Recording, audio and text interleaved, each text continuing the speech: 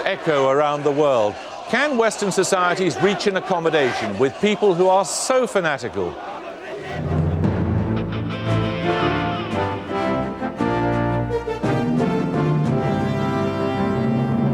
Tonight, what are we to do about people who take to the streets and demand that others be beheaded for the crime of not agreeing with them? There were fire bombings and deaths today as protests continued around the world against the Danish cartoons. And this is the message of one of the groups that organised the protests in Britain. Tonight, in a major debate, we ask, is there any point in trying to seek an accommodation? And romantic or naive, the Prince of Wales defends his plan to save rural communities in Britain. And if that's romantic, I'm very pleased.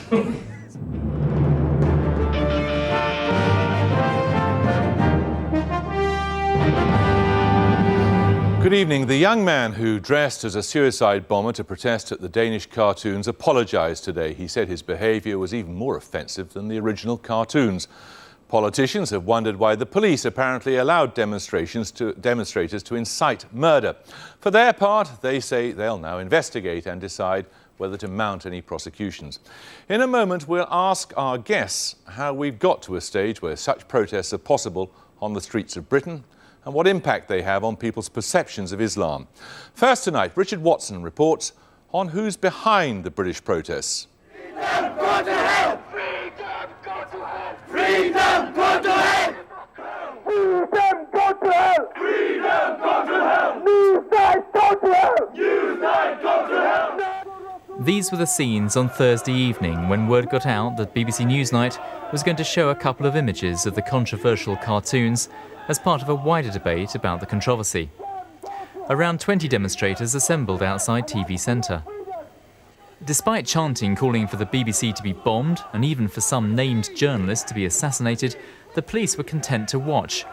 The same attitude seemed to prevail the following day, Friday, when a far bigger crowd assembled at the London Central Mosque to march on the Danish embassy. A hard core of extreme Islamists from the group Al-Ghuraba were intent on whipping up the mood. Despite placards threatening death to those who opposed their views, when the driver of a van stopped to angrily criticise the demonstrators, a policeman took a hardline stance. They want to protest, you let them do it. You say things like that, you get them rather than I end up in the shit. Do you understand me? You say one more thing like that, mate, and you will get something, and I am not kidding you. Do you understand me? So they can do it, and I can't. They're allowed to protest, that's a protest. And I can't. They've got their way of doing it. The way you did it was wrong. You've got 1 second to get back in your van and get out of here. Freedom of speech. Go. BNP leader Nick Griffin, who's just been acquitted of some charges relating to inciting religious hatred, will hope that the demonstrations will create a bigger following for his party's brand of extremism. Mr. Griffin still faces other charges for calling Islam a wicked, vicious faith, and points to the contrast between police action over his case and inaction over the comments such as behead those who insult Islam. When you look at all these things together, the riots in France, the demonstrations in London, the trouble in Denmark, what goes through my mind is it's very, very clear that across the whole of Europe we have a looming catastrophe with the clash between Islam on one hand and our secular democratic values on the other. And it's time that people stopped ignoring this or pretending it will go away and start talking about how we're going to get out of what is potentially a catastrophic disaster. But Britain doesn't have to rely on the BNP to criticise some of the demonstrators. Mainstream moderate Muslims weighed in, calling their actions completely un-Islamic. So who's causing all the trouble? Mainly extreme Islamists who totally reject Western society and democracy, who used to be part of the group Al-Muhajirun, filmed exclusively by Newsnight before it was disbanded in October 2004. When the two planes magnificently run through those buildings. That was British citizen Abu Uzair, celebrating 9/11. 80 months on, he was leading the chanting outside the BBC last Thursday. Democracy, democracy, democracy, democracy. Two key groups emerged from Al-Muhajirun, Al-Ghuraba and the Saviour sect. All told, they probably only have a couple of hundred active supporters. But Al-Ghuraba's website is provocative in the extreme. And last August, we obtained a shocking insight into their attitude to the London bombings. What I would say about those who do suicide operations or martyrdom operations, because suicide is a term coined in the media, they're completely praiseworthy. Both opposition politicians and the government condemned parts of the demonstration today, and the Home Secretary suggested that the events of the past few days show why we need a new law against the glorification of terrorism, which has been rejected by the House of Lords. The police are now reviewing video evidence, but the key question is, are the extremist words against the existing law? The placards were devised to shock, but one demonstrator we spoke to claimed they'd all been seen and cleared by a senior Met police officer before they set off, so they must be all right. But the Met told Newsnight they had no knowledge of this. Slay those who insult Islam, death to those who insult the Prophet, butcher those who mock Islam, behead those who insult Islam. Capable of being interpreted as against the law, do you think? Incitement in criminal law means encourage, inspire, persuade, something of that sort. Suggestion might be a little too weak. All those words used in this context are capable of amounting to incitement. There's enough evidence there, in my opinion, for a prosecution to be launched. Some of the fiercest criticism came when a protester dressed as a suicide bomber. He apologised unreservedly today. What happened in July was tragedy and un-Islamic. I do not condone these murderous acts. I do not support terrorism or extremism.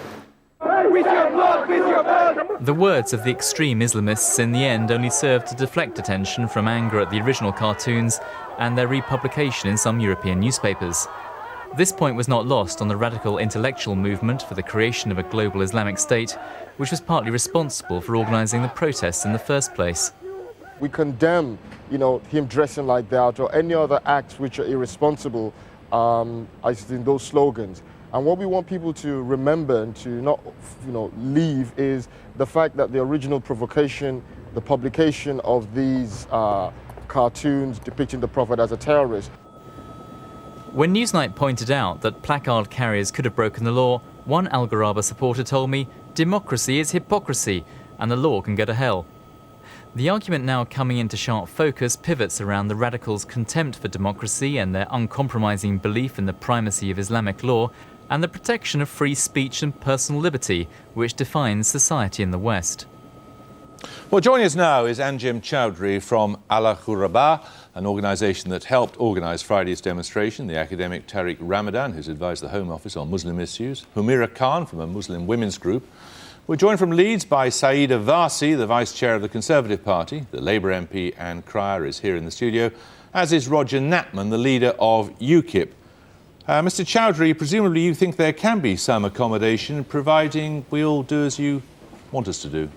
No, not at all. This is typical of the Western media, that you begin by a whole barrage of vilification and demonising of Muslims. You've already made up your mind that we want to go out into the streets and behead people. The fact is that we've said again and again on several occasions that Muslims in Britain have a covenant of security.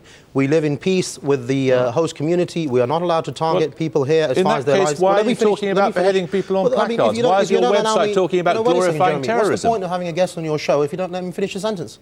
I'm just asking you a question. I'm asking you why. Let me make my first point, because obviously, you had an introduction of about 10 minutes just, accusing us of all kinds of things which are completely untrue. It would take me probably 10 minutes to refute those. You deny that's your website. I'm going to start by laying down the foundation that the Muslims in this country have a covenant of security. In return for their life and wealth being protected, they don't attack the life and the wealth, and they're not allowed to attack the life and the wealth of the host community. Why are they talking about any of the placards, beheading people in this country then? Any of the placards and chants on Friday at the demonstration were not targeted to anyone in this country, and they had all of been checked by the police before the demonstration. For your information, for the general public, the police had a look at every single one of those placards. Not according to the police, they didn't. And they approved every single one of them before the demonstration. We checked that with the... We know you say that. We checked it with the police. The police say they didn't. We checked with the people on the ground. They checked every single one of them, and they had ample opportunity during the demonstration to say that they were not happy, for example, if they were inflammatory, and they did nothing of the sort. The fact is that this barrage of abuse is coming from England. The demonstrations are happening in every single country in the world because of the anger, because of the anger of the caricature and the cartoons against the Messenger Muhammad. The fact is, if you're going to start calling for the arrest of Muslims, why don't you call for the arrest of Muslims in Syria and in Lebanon and in all the other countries? You're diverging away from the real issue, which is the attack against Islam and Muslims around Europe, and you're covering up of that abuse by concentrating on the Muslims at the demonstrations. Let me ask you a very simple question. If you want us to live under Sharia law, and you yourself would like to live under Sharia law, why do you go and live in somewhere like Iran? Well, who said to you that you own Britain anyway? Britain belongs to Allah. The whole world belongs to Allah. I will live anywhere in the earth that I want, and I will propagate God's law. If I go to the jungle, I'm not going to live like the animals. I'm going to propagate Islam. I'm going to propagate what I believe to be a superior way of life. Fine, you think it's a superior way of life. This may be a minority. Of course, it's a tiny minority, but you presumably have them in your constituency too, Ankara. Well, I don't think I'm anything like Mr. Chaudhry. I mean, I think he is amazing, and I think that the stuff he's poured out tonight is absolutely disgraceful, and I can assure you that he does not speak on behalf of the Muslims in my constituency. Well, give me one quote which is disgraceful that I've said today. The Muslims in my constituency than you can. Well, can you give me an example of what is disgraceful in what I've just said? What you've just said. I mean, you've actually made excuses for people give me an example. threatening to behead. What's disgraceful? What I said. All I've said is I believe Islam is superior, and I want to propagate that within society. There's nothing wrong with that. If you believe capitalism, I have to say you're a very smooth talker. There are fundamentalists, on the other secularists. Hand, can I just say a few words? Yeah. On behalf of my Muslims in Keighley, they are not like you. You do not represent them. Yeah. I think I am far more capable of representing my Muslims than you are. I mean, if you keep on talking, I don't know why other people are here tonight. OK, hang on. Enlighten us. How prevalent is that kind of view in your community? I feel really troubled by what you've just said, because I think you are completely contradicting. If you had a point in the first place, you're contradicting that point. Well, which point can have I said which is contradicting? Can I speak? Give me an example. Yeah, I will give you an example. Because you started off, possibly your intention behind your demonstration in the beginning might have been a reasonable justification against something you felt strongly about.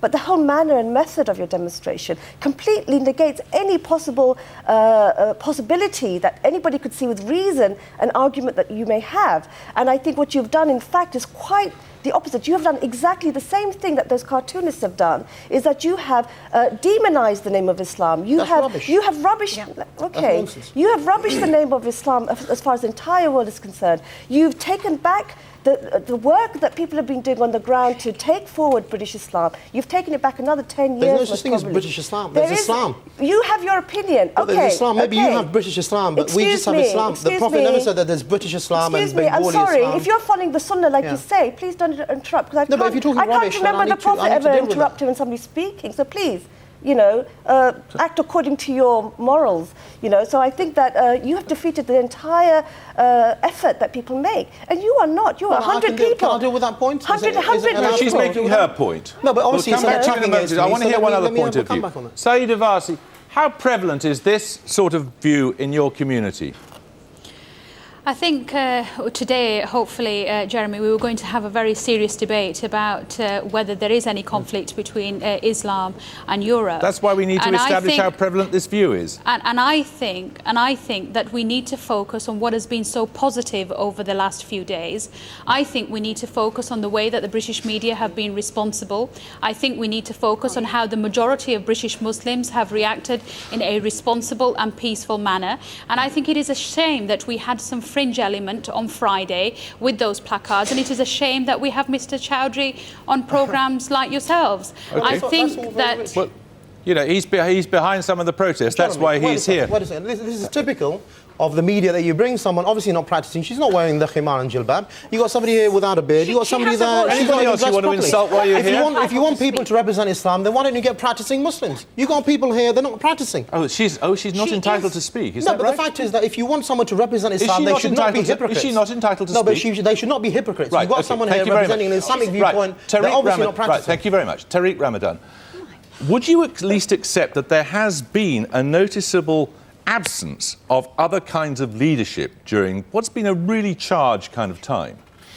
No, I really think, the way he is speaking right now is why he got and they got this media coverage, because it's just to hurt the country, say against you, and this is good for the media. And I think that really what the Muslims are doing throughout the world and in this country is also to speak and to say, look, it's right for the people to listen to someone like you, because this is a Muslim voice, and we have within the Muslim community to struggle to say, look, the way you are acting, it's not following the Prophet. And what should I do? After all of that abuse against Muslims, I should just sit here and say, that's very nice. Yes, of course, we're a bunch of fundamentalists and extremists. Come on, Tariq, wake up. Can I just... You call me a hypocrite. You call me a hypocrite. Let me just... They're saying that we want to behead people who disagree with us in the streets. Would you let another point of view be heard? Can I Mr. Chaudhry, let another point of view be heard, please. Yeah, but I'm just saying, obviously, this is a discussion, isn't it? So we're having a discussion. The model of the model of the Prophet was, when he was attacked, never to react emotionally. He was...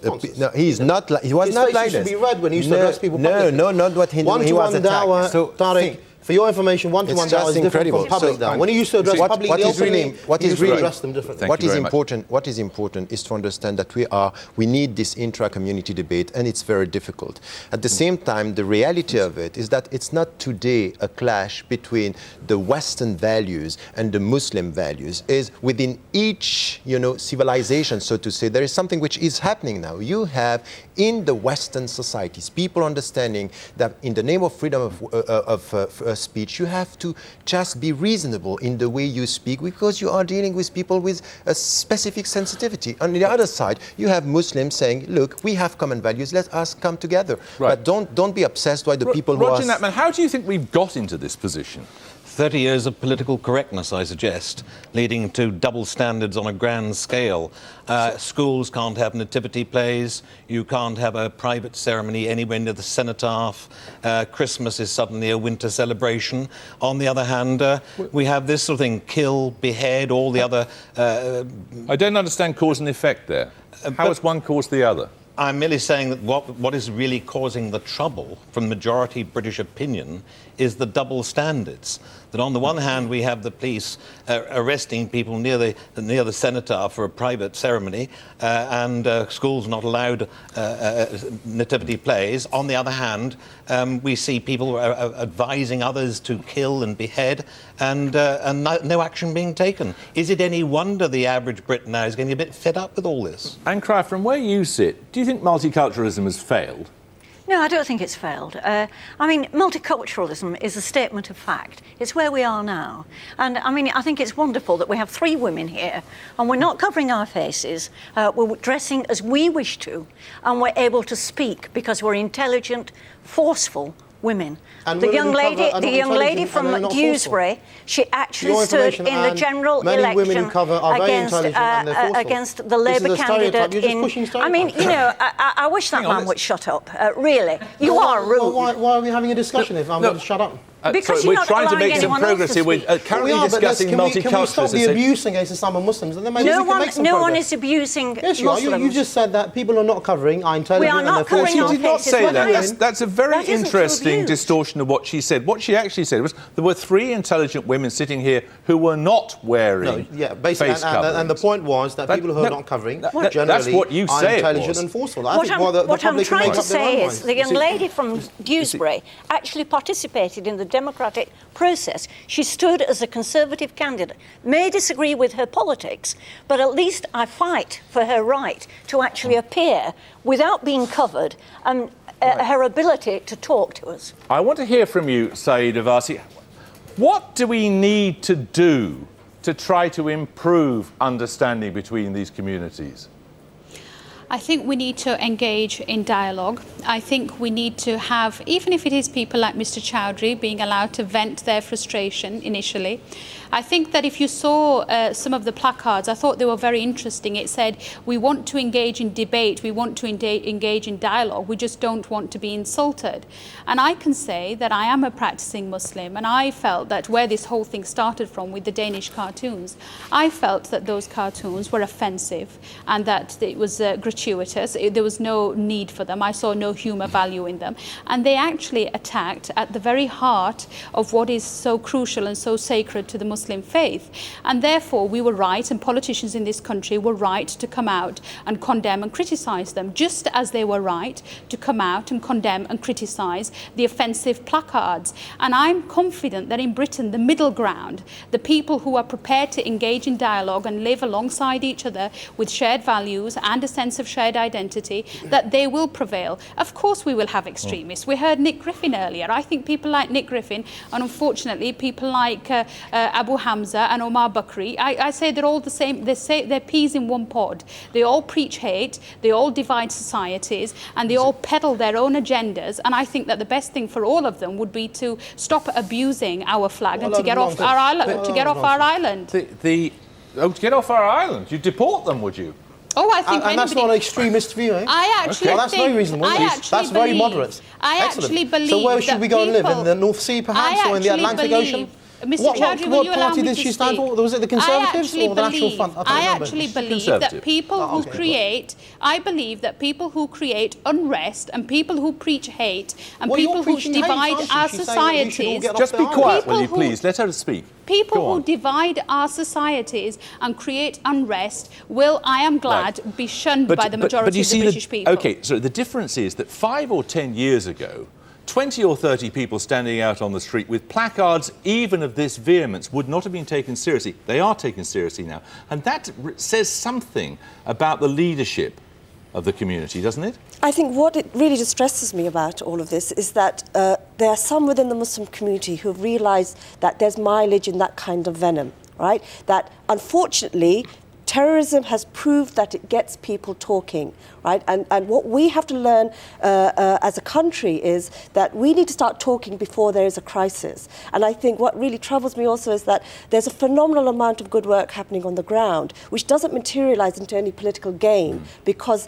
we are sort of operating in two parallel universes. You have people wanting to engage politically, and then you have people who want to engage on the grassroots. And the problem is that they don't meet in the middle. What's the role for government in all of this? Well, the role of the government today, when Charles Clarke made a statement in answer to an urgent question, was that I got the impression that the Met had been busy last Friday, I hope, taking photographs of those people who were carrying these offensive placards, and that I hope that within the next week or so that there will be arrests and they will be taken through the criminal justice system and possibly prosecuted. That's what I'm hoping for. I mean, I do feel that Nick Griffin and Mr. Chaudhry have a great deal in common. I've been watching Nick Griffin he stood against me at the election. I know him well, and I can see, many similarities. It's not a question, it's a point. We're going to move on. No, it is a question. It's a point. It's not a point. We all heard it. It wasn't a question. It was a point. We'll move on. Thank you. But I'm asking what people. I want to know what our hopes are for. We're moving on. We're moving on, matey. In Europe, we're moving. They are arrested as well. Do you hope that they're? He'll never move on. We're moving on. We're moving on. Thank you. Now, people died today in the continuing demonstrations against those cartoons. A teenage boy in Somalia, another 4 people shot in Afghanistan. The Danish embassy in Iran was firebombed today. Yesterday, the embassy in Lebanon was burned out. Western governments have been appealing for calm and for dialogue, but is there really any possibility of dialogue when the difference is so profound? To coin a phrase, should we wise up to a conflict of civilizations? Tim Hewell reports.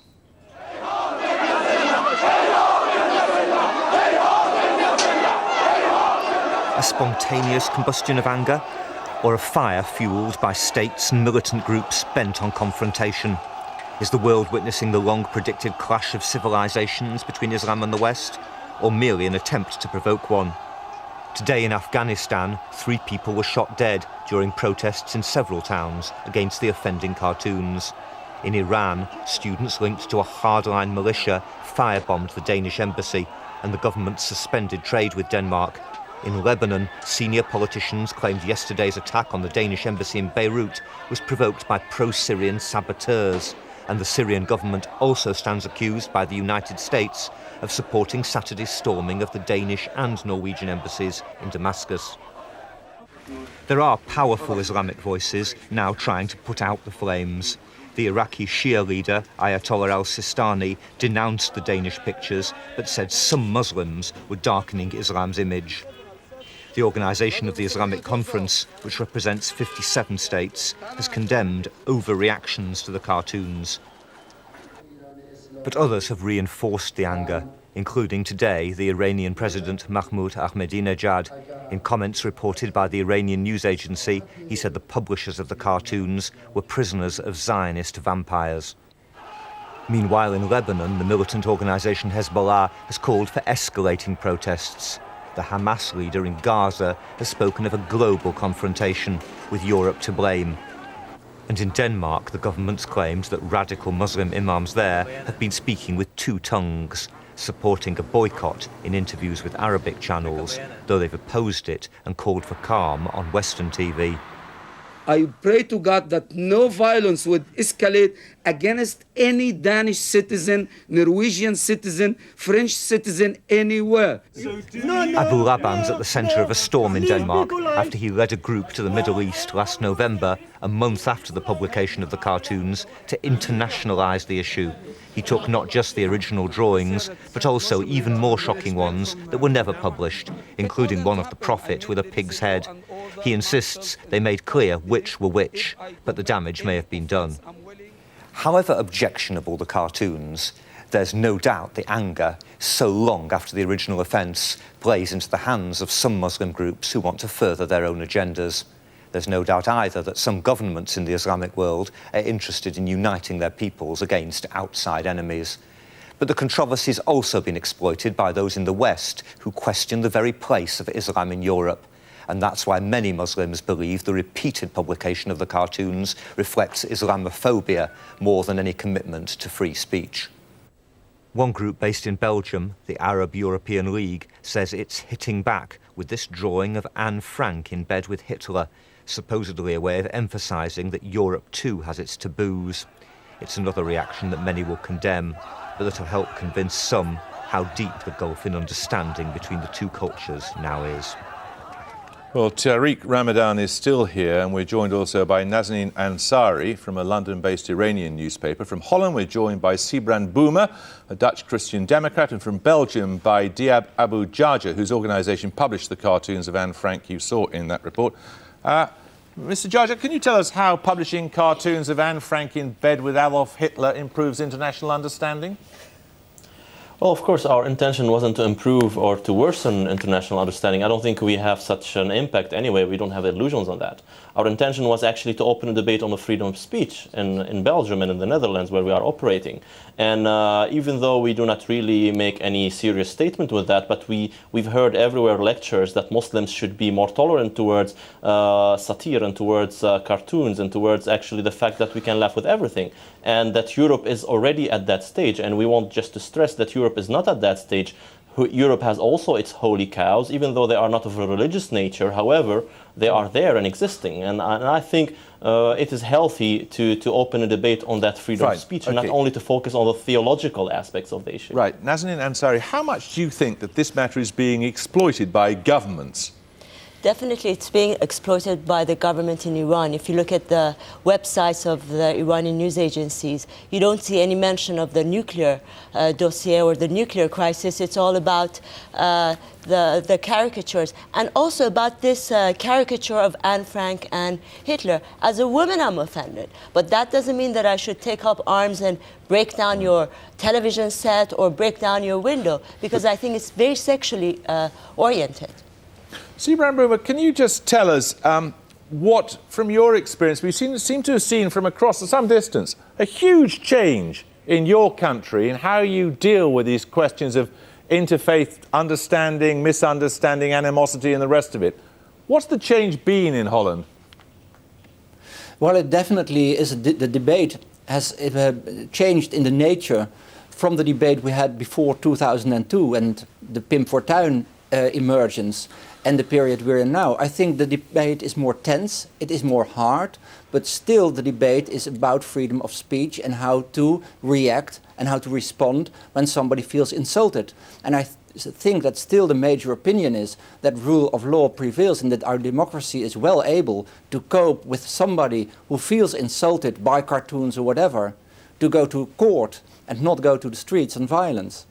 Tariq Ramadan, do you think at some point military conflict is inevitable when clearly deep-seated misunderstandings, governments exploiting the thing? Where's it going? No, I think we are facing a very difficult situation, and I think that we have to work at two different levels. If we want to be able to show how the governments are instrumentalizing the whole issue, it's really important for all of us to say, okay, look, we have a shared responsibility on both sides. This is the starting point of our discussion, not only to say they are using this, but to say, yes, there is something that we have to be careful about, which is the way the Muslims are reacting and to show a reasonable and respect towards what they believe. And on the other side, we need to tell the Muslims, take a critical distance when you are dealing with this and don't react emotionally. This is the starting point of our common values. And here we can say that, yes, you know, this story happened 3 months after it started in October. In October, it was within the border in the Danish society, and it was over. And so people wanted it to be an issue, and it became an issue. And now we have people on both sides. They are happy to polarize the whole issue. And it's really important for us to say, no, it's not the way. So stop to do that, because the future is at risk for all of us if we are not coming to common values and common understanding. It's not a clash of civilization. It's becoming a self-fulfilled prophecy in the way we are speaking about it. Sibran Buma, how do you deal with people who believe that there is only one true faith and, if necessary, it will be propagated by force? Well, the first thing, many religions believe that their faith is the only faith. So that is not very particular to the Muslim faith or any other. But when it comes to violence, then it becomes a different issue. And I think that it is very important to make clear that if somebody feels insulted, or if somebody feels that a cartoon or whatever is blasphemy, that one has the option, in our country at least, to ask the prosecution to start a criminal charge in order to get the cartoon banned, or the person who publishes the cartoon been punished. But still, the law in this country says the limit, and it is not the street that sets the limit. Mr. Chaudhry, where do you think this crisis is going? Not talking specifically about cartoons. They're just a symptom. Where's it going, this conflict? Absolutely. I think if these cartoons have been published in a different international context, I think the reaction would have not been this sharp. I deeply believe that other issues are making it indeed escalate in this manner. If we look, for example, at the Middle East, where the most of the reactions, or the most sharp reactions came from. If we take a look, for example, at the debate that preceded the cartoon debate, that was a debate about the Palestinian elections. And I think there is a growing sentiment in the Arabic world, in the Muslim world in general, that Europe has double standards. That on the one hand, when it comes to democracy, Europe is not willing to accept the choice of the people, while it's preaching democracy and it's preaching regime change in other parts of the world that is leading to occupation. I think also the issue of freedom of speech itself. On the one hand, Muslims, I don't think it was really about depicting the Prophet. I think it was about in what manner Muslims have been stereotyped in that issue. Right, and I just want to deal with the first point. You cannot Tariq do Ramadan, a stigma like that. Do you believe that in order for this issue to be somehow diffused, lanced, or whatever the cliche is, governments, Western governments, have to change their foreign policy? Change the way they look, for example, at the Middle East? No, what we are asking, all of us, is for consistency. So it's true that you are dealing with frustrations. You cannot just speak about democracy for yourself and forget about democracy for the others. You have to be consistent. And of course, you cannot say, in order not to have this, they have to change the policy. But they have, all of us, we have to be self-critical. You cannot